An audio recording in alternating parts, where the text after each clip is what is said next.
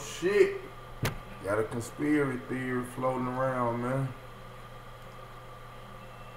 BG Knockout explains why he believes Eazy was murdered and did not die from AIDS. It says, Hip Hop DX says, you and Crazy Bone share the same theory about Eazy's demise that you spoke on during In My Prime. Do you really believe that Jerry Heller somehow injected Eazy with the HIV virus? BG Knockout says, I believe in my heart somebody did something wrong to Eric. Whether it was Jerry Heller, whether it was his widow Tamika Woods Wright, I have yet really to know the truth. But for a person who has full-blown AIDS, that's quickly very suspicious. My little brother, his father died from full-blown AIDS, from sharing a needle because he was an addict. Now I've seen this man go through 3 stages, from HIV to full-blown AIDS.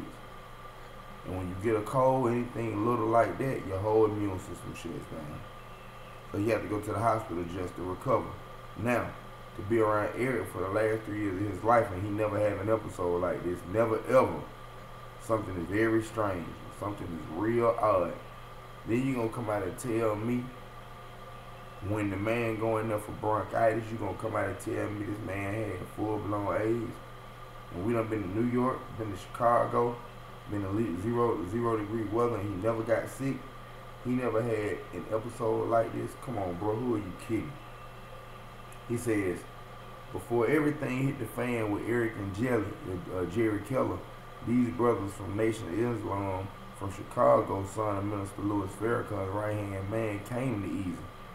We was at Ruthless Records, and these dudes walked up in the office, just stormed in one day while we was in there. Nobody had no idea they was coming. They stormed in the office, in the Jerry Heller's office, and told Eric to come here. Eric got out and went into the conference room. They were in there like 2 or 3 hours. And I swear, when they came out of there, Eric had a different look on his face. He seemed like he was shook up about something. And like a week later, he started firing Jerry and the rest of Heller's relatives at Ruthless. Fired Jerry Heller, fired Terry Heller, he fired Gary Bailey, and they were all family. Jerry and Terry is brothers. Gary is their cousin. Me and my brother was finishing up our album, Real Brothers, and we had a song called Dog Pound Killer,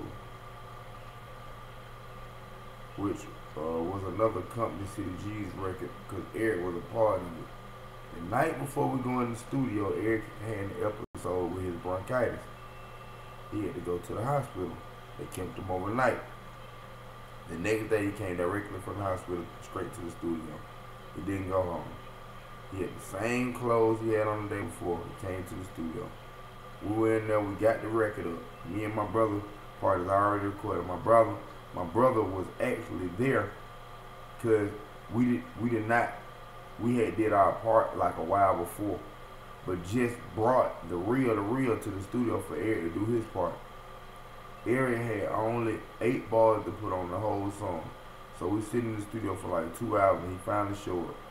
When he show up, some of his other groups, HWA and I think Stefan or some other group came and they was taking up his time. I kept going to butt in their little meeting, like, hey Eric, gotta turn the album on. Can you please come on and do your 8 bars real quick? And he was like, alright, I'll be in there in a second. So I go back and butt in their meeting. Eric, come on bro. Niggas been up here 5 hours waiting on you already. Can you come do your part? And he's like, alright, I'll be there in a second. The last time I went in the hallway, that man was in there by himself on the floor wheezing. Like terribly. And I was like, you alright? I sat down next to him and he was trying to talk. He had a big manila envelope in his hand, pulling out these faxes and all this stuff. He had records from where money was missing from the label, millions of dollars that he had said Jerry was stealing from him, and Jerry was sending him idle threats, faxes and stuff like that. And he was showing me the ugly audio achievements, who owned the studio Ruthless, artists recorded in, and he had these inhalers that I never seen before. These big, huge ass inhalers. And he was trying to hit his lungs with them. And it seemed like his breathing was getting better, and then it just got worse. So he started getting real bad, and he started sweating. I ran and got his two bodyguards, and was like, hey man, y'all gotta get the dude something. Something ain't right. They came and picked him up, put him inside the car, drove him to the hospital. And that night is when it came out on the news. So it's strange. It's a strange situation. And that's what leads to believe in me that there's more. So they say, Hip Hop Did says, I appreciate you for breaking all that down. I know that you still ripping for Eazy. Even calling the album Eazy Protege. Why did you decide to do that? Because I don't appreciate the fact that the industry after Tupac passed got bigged up from everybody. Even his so-called enemies, and when Notorious B.I.G. passed, Big got bigged up from everybody. When E passed, who really mentioned Eazy's name among the great people in hip-hop world? Not too many people. And Eazy is the reason, he's the absolute reason why we can get on the record and say things that we can say to express ourselves in the manner that we do. He's a part of the foundation of being able to get on a record and speak your mind. He fought the FBI when nobody else did that.